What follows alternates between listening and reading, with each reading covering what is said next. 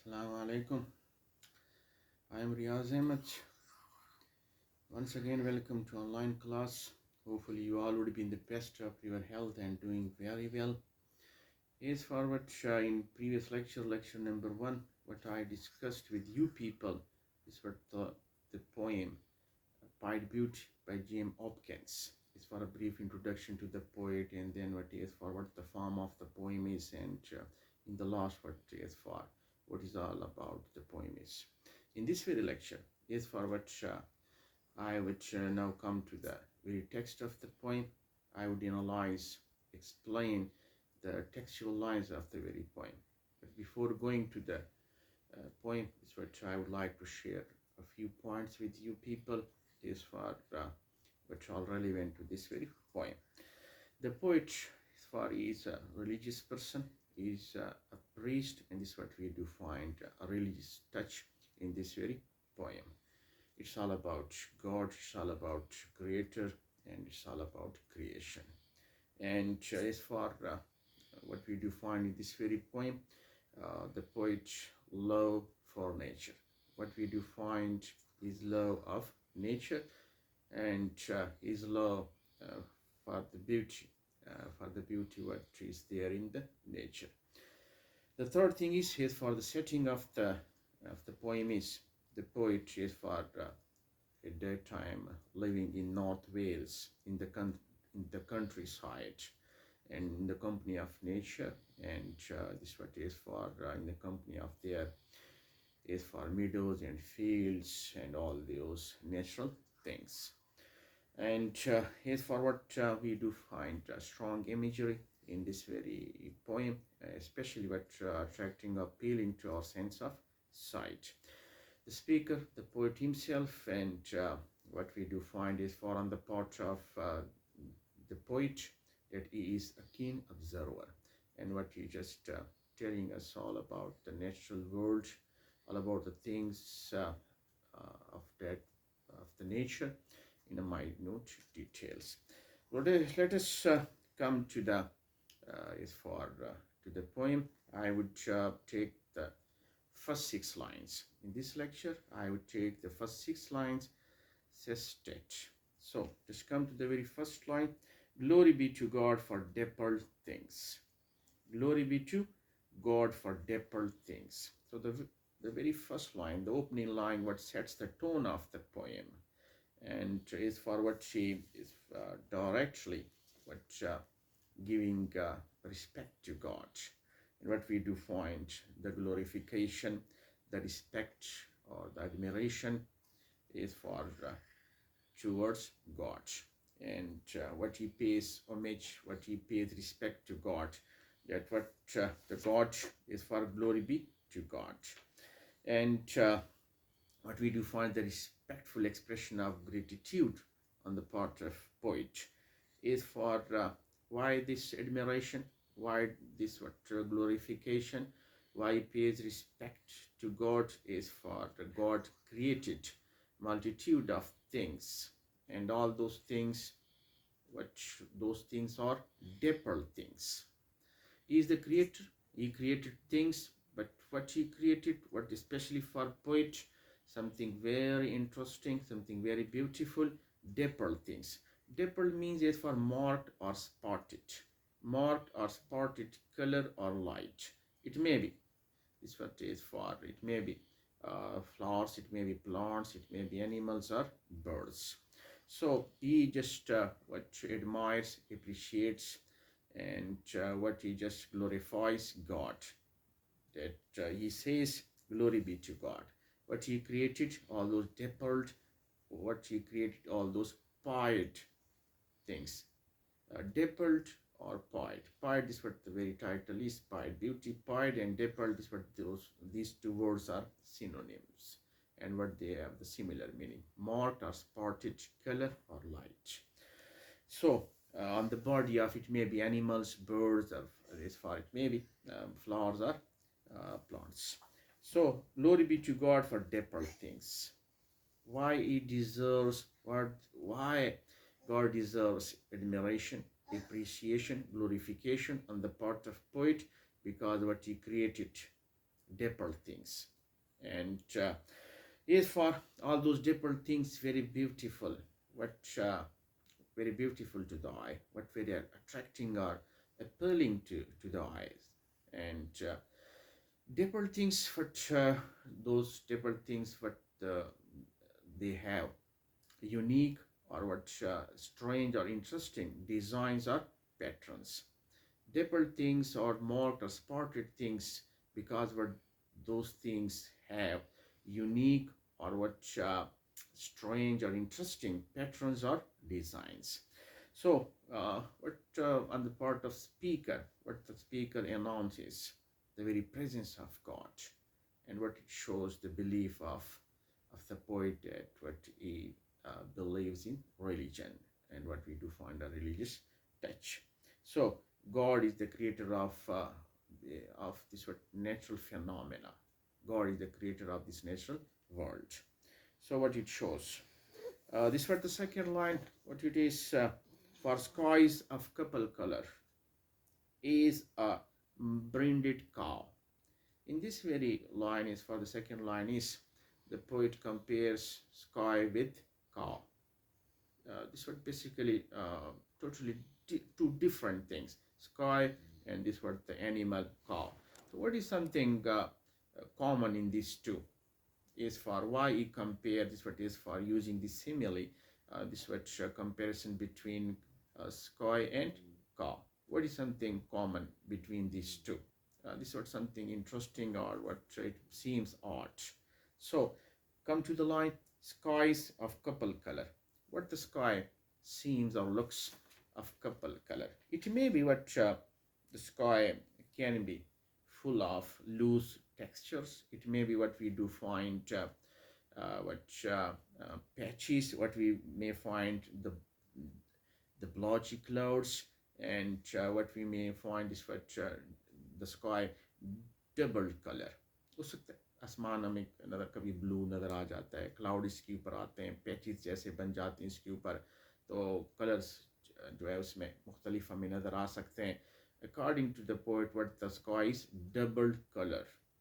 Okay, it means what blotchy or this what patchy color of the sky.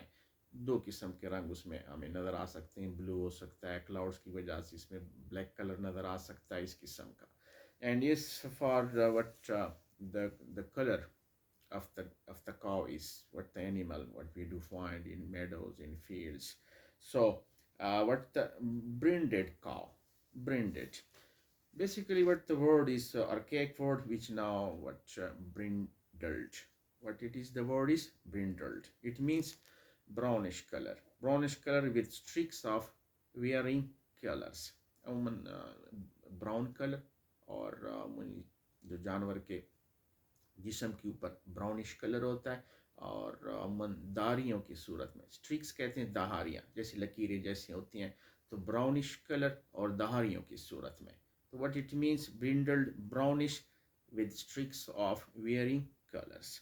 So what the comparison is, and what this what basically something common between sky and between what cow, that the sky has double colored and what the cow is double colored means here it is brownish color with streaks so it means what double things are.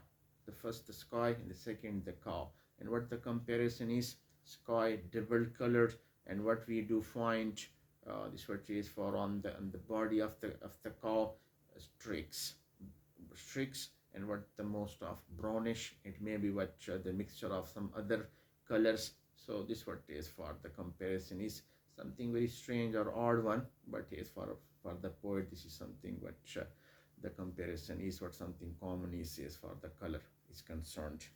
The third line, for rose moles all in steeple upon trout dead swim. For rose moles, this what is for rose moles. Basically what rose moles, reddish spots on the side of trout, a kind of fish. So what the poet says is for what this very fish is, a kind of fish. What the color of the fish is? Reddish spot. There what we find reddish spots on the side of trout. What we do find something what reddish marks on the side of trout. All in stipple. For rose moles, all in stipple. Upon trout that swim, stipple. Stipple means small dots. Small dots or specks of color. Small dots or specks of colors. धब्बे जैसे होते हैं, ठीक है, marks spots होते हैं, ठीक है. तो स्टिपल का मतलब छोटे छोटे धब्बे, ओके. और rose moles it means reddish spots. So what we do find is for this what on the body of that very fish, a trout, that there is reddish spots or reddish what marks on the side of trout, and this what a mixture of again this what some other small dots. I mean इसके ऊपर कुछ reddish किस्म के spots मिलते हैं, marks मिलते हैं, साथ साथ में कुछ और मुख्तलिफ किस्म के डॉट्स होते हैं और कलर्स के. तो इस किस्म का कोई ट्राउट होता है. And what this is for what the fish is dappled one, pied one. And what the poet admires the creation of God, that how he created this very is for thing of nature, dappled, pied one, spotted, and what it is for dappled one. Fresh fire cold chestnut falls, finch's wings is for the fourth line. Fresh fire coal, fresh nuts falls, finch's wings. Fresh fire coal is for chestnut, the adjective used for chestnuts. And what all those chestnuts, just what fresh fire coal.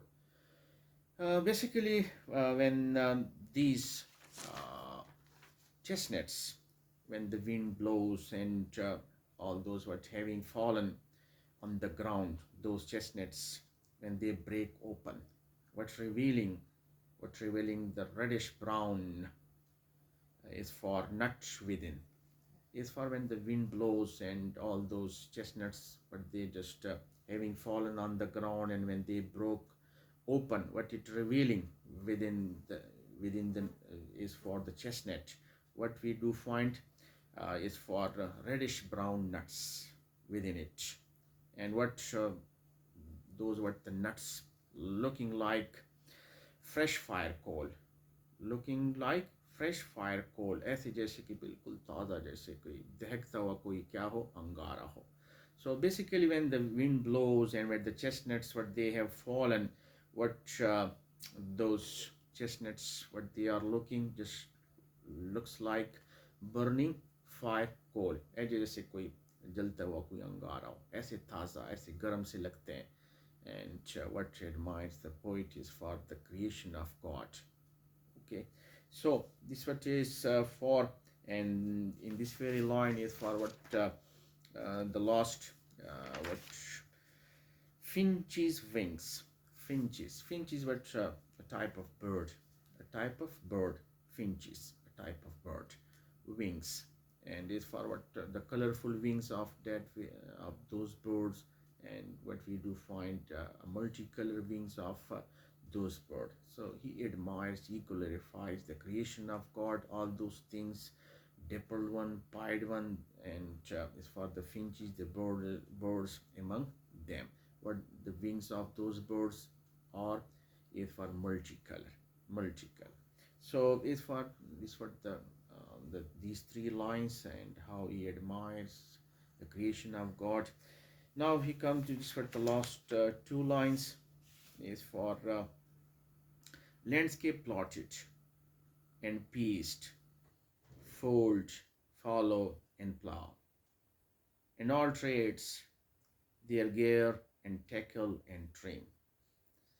Is for in the previous three lines what all about the deeper things about the creation of God, and is for how perfectly or artistically what the God the creator created all those deeper things or marked or spotted things. In these two lines what we do find something on the part of man. On the part of man is for what the creation of the man is. Landscape plotted and pieced. It's for the landscape. The land is plotted and pieced.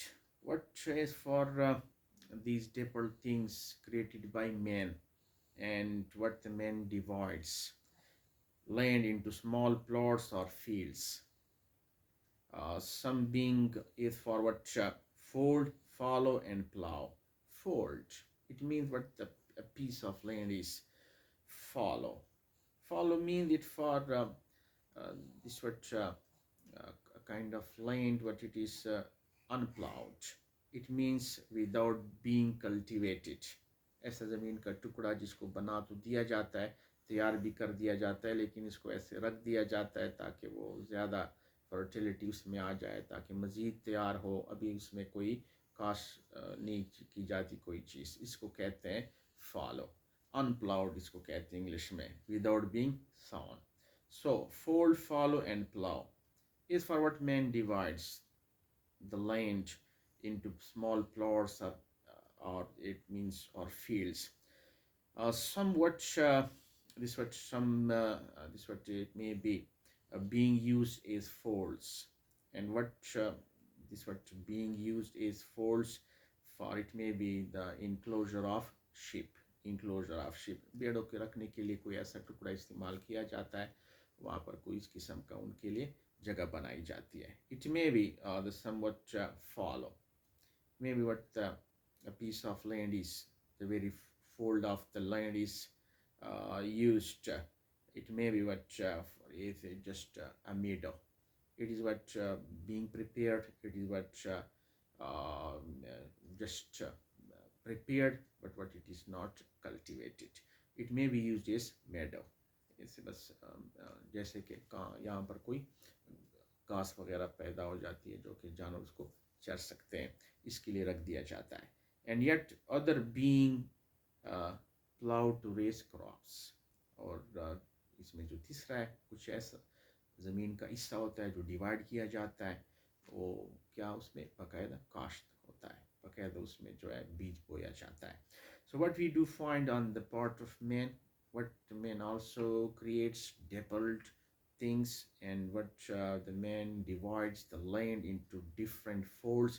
The first one, it may be the fold used what is what the enclosure for keeping sheep. It may be what the land is used as what follow means it may be used as in meadows. And the third one, it may be what it is used as it may be plowed to raise crops. So it is all about the dappled things, but it is what the creation on the part of man.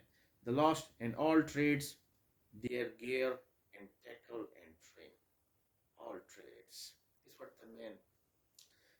These three words, gear, tackle and train, and basically the first two, gear and tackle. Gear means equipment, apparatus, and tackle. Tackle means it is also a tackle or tackle. It means it also means equipment or apparatus. And all trades, it means all the industry, what it requires, equipments, what it requires, apparatuses, and trim. Trim means to be clean. So just in simple words, what there are different kinds of industry, and with their need and well maintained equipment and apparatuses. So what we do find is for all these trades, this what it may be, all kind of industry what it need, the neat and well maintained equipment and apparatus. So it means all trades, their gear and tackle and trim. So this what the analysis, it means the explanation of the first six lines. So inshallah, see you in the next lecture. Thank you.